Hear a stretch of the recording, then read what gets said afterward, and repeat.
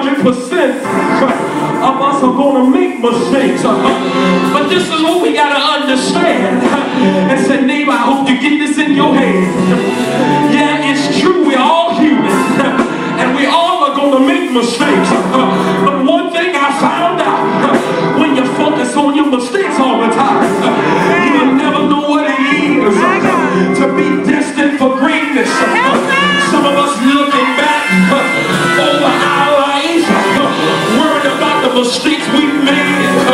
When God says, get up, dust yourself off, and keep on marching. I heard Proverbs say that a righteous man falls 7 times, but every time he falls, he gets right back up. Don't stay in your mess. I'm just human. But God, I'm just human. But God, He's able. He's able. He's able. He's able. He's able. The Lord. I feel Jesus. The Lord. He's able. The Lord is able. Don't worry about your mistakes. Don't worry if you mess around and get an F on your report card. You just better begin to thank God for a second chance. Thank God for another chance to get it right. Because when you get back up and keep on driving, the Lord says He looks upon you and He smiles when you fall down and you get back up. God gets excited. He said, that's my child. He gets excited when my daughter's there, when she tripping there. I didn't panic because I know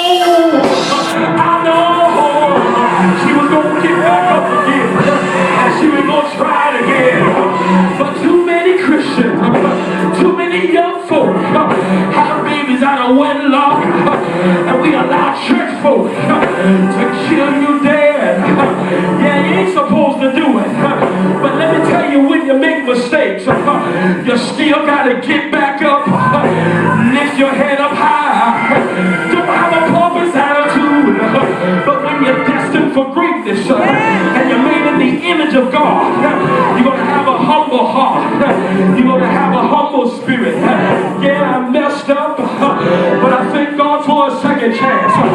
When you begin to talk about a second chance, you make the devil mad. But I'm so mad that the devil, when he knocked me down, he should have kept me down. Because I know whose I am. I know my Redeemer lives. I know that the Lord is able to keep me through dangers seen and unseen. I saw your neighbor.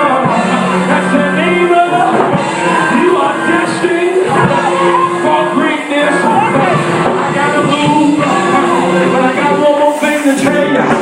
Matter of fact, 2 more things. I'm gonna make one more point, and I'm gonna tell you a story, and I'm gonna make another point, and we're gonna thank God that we already see the victory. But the thing I want to tell you is that because God created us, He knows all about us. You can tell your neighbor, say, neighbor, I'm destined for greatness, because the wonder worker has His hand on me. I ain't out yet. The story ain't over yet. Yeah, it ain't over until the Lord says it's over.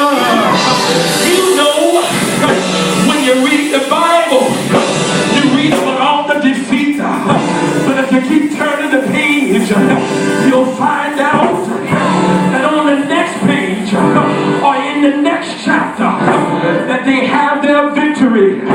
So say, neighbor, I don't know what page you on. I don't know what page you're on. In your life. In your life. But if you keep turning the page, But if you keep turning the you're going to page, come out with the victory. you're going to come out with the victory. Say yeah. If you believe it, say yeah.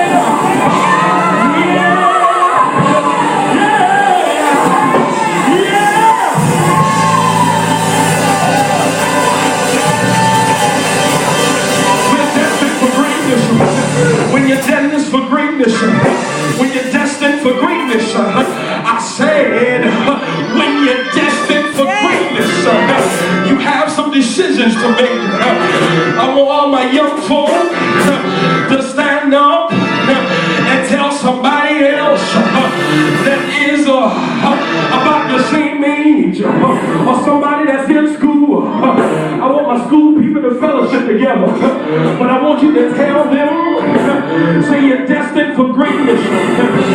But if you're gonna make it, you got a choice to make. Y'all ain't saying it like you got power. I want all my same young people saying it like you got power.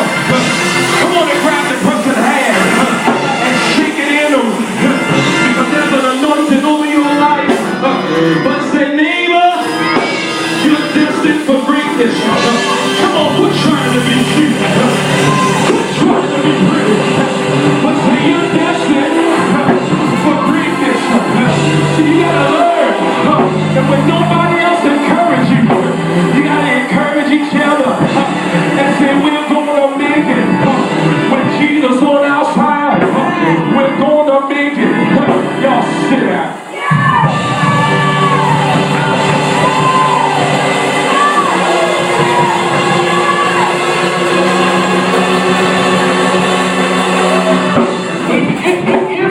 If you're going to make it, you have a decision to make. Let me tell you a little story. There's a story I heard that there was a little boy. He was a young lad, and he was after school, and school was out, and they was getting ready to transition them to go to summer camp. And while the young boy was at summer camp, he realized that he was very popular. Everybody liked him, and he had such an aura about him. He had such an anointing on his life. But what happened is one day the little boy, when he went out to play, they said, well, it's break time. They already did their work. And they said, well, it's break time. And you know, when you're famous or very well liked, or when you're popular, you're going to have different groups of people pulling at you. So this little boy, when he went out to the dock, they were right on the river. And he went out to the dock. He had one group of friends that were bathing in the sun. They were sunbathing. Amen, amen. He had another group of friends that were in a boat, in a rowboat, and they were getting ready to take a ride on the river there. And he was standing there. His friend was on the side and said, well, I want you to come over with us. We're going to bathe in the sun. And he was trying to please everybody. He liked them too. And his other friends said, well, no, we want you to come ride with us. We get ready to take a boat ride. And this little boy, he had one foot in the rowboat and he had one foot on the dock. But what happened was he got in between the situation, and instead of him making a decision, the rowboat was still moving. And while the people were saying, no, come and be with us, the other people were saying, no, we want you to come with us. But the more he stood there without making a decision, the boat kept moving. And lo and behold, the little boy found himself falling in the water. What are you saying, preacher? What I'm trying to tell you is we're going to have to make a decision to say yes to Jesus and know that everything else. The Bible would tell us that sometimes Jesus requires a yes from us, which then therefore means there's going to be a no to everything else. So don't find yourself trying to please everybody, because I heard the Bible say, oh God, it's impossible to please God without faith. So don't get caught up in trying to please everybody, but you got to make up in your mind